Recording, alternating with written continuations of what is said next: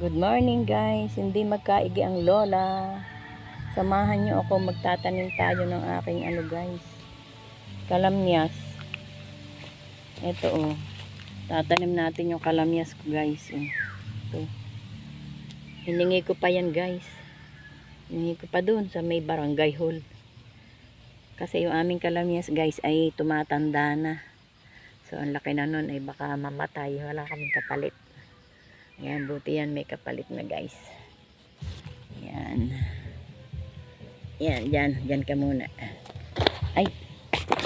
Ayan. Samahan nyo si Lolang magtanim ng kalamyas guys. Ayan, maghuhukay ang Lola. Ayan.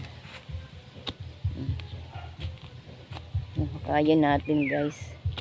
Lalalim-laliman natin para kahit magtag-araw ay hindi siya ma-affected. So wagi dinidilig ko naman guys pag yung tag-araw.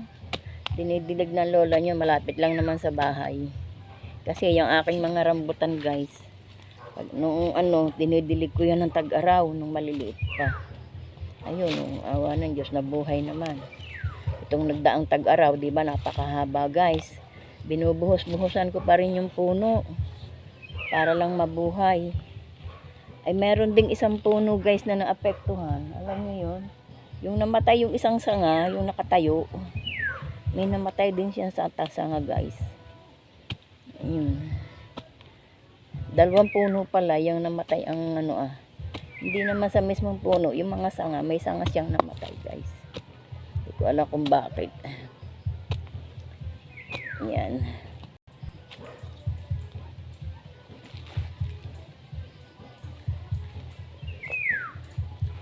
Bago ka makabuhay ng halaman guys, nako, takot-takot na hirap.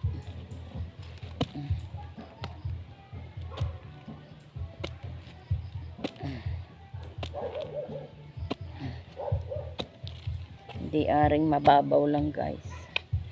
Kailangan laliman para hindi mamatay pagka nagtag-araw.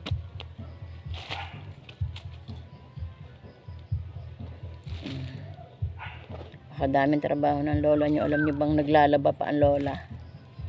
Naglalaba. Kaya lang ilang araw na yung doon sa aking nakaabang kay lola. Nakaabang. Merong kasi may ugat ng pangalan yan. Ugat ng ipil. Takot-takot naman ang music guys Kakainis mag-live ng umaga. Napakadaming music guys. Yung aking balay nga, birthday din ngayong araw na to. Pero mabuti hindi pa nagmi-music yung aking apo. Yung apo namin. Wala pa, tulog pa yata guys. Hindi. May pasok nga pala guys. Wala nga pala yung apo ko. May pasok nga pala mga bata. Kung walang pasok, sigurado music na rin dyan sa amin. Mahilig ding magpatugtog yung aking apong malaking tao.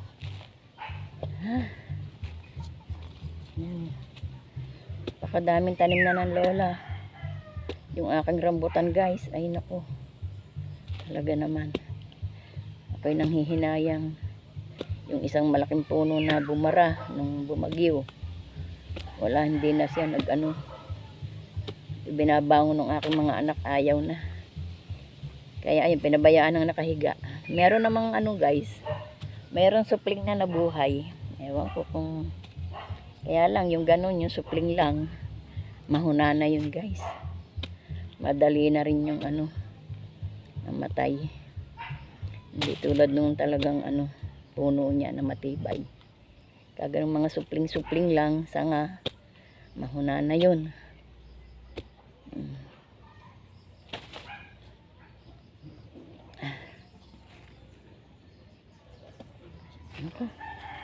Hirap ding magtanim guys.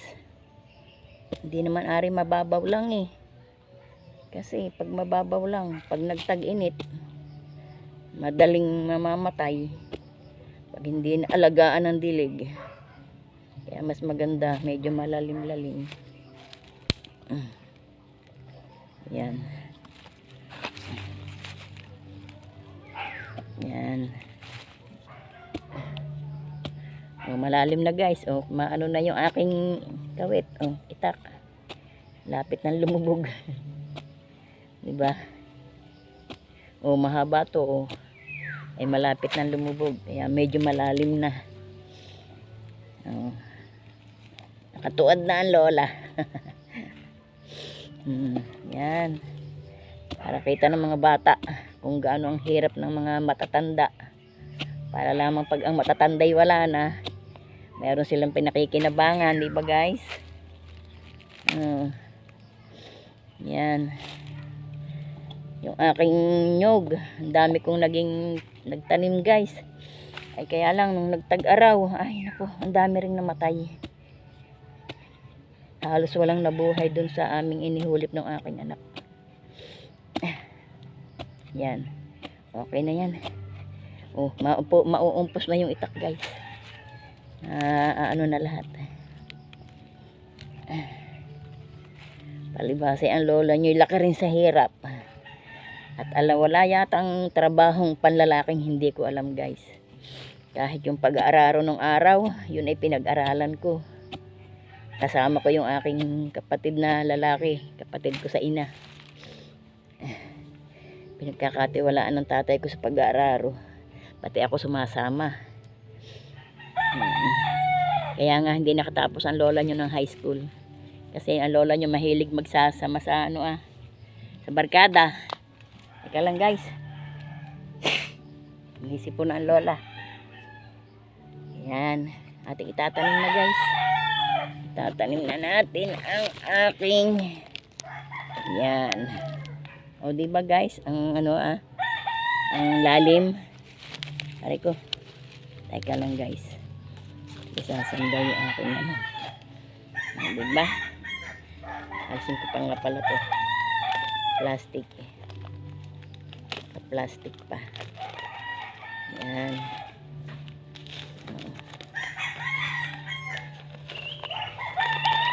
Yan. Diba guys? Ang ganda. Buhay na buhay kasi andito yung kanyang ugat. Oh. Hindi man lang siya nagalaw. Kaya buhay na buhay siya. Yan. Yan. Ganyan. Tayo ka ha. Mabuhay ka ha. Yan. Ayos. May naitanim na uli ang lola. Yan. Tanim ang lola. Kalamyas guys. Kalamyas. Tapos didiligin ng lola yan. Pagka ngayon tag-araw ay tag-ulan guys. Okay lang. Hindi lalagyan ko pa ito guys ng bakod. Kasi pag hindi binakuran, pag nayapakan ng mga malalaking hayop, napuputol.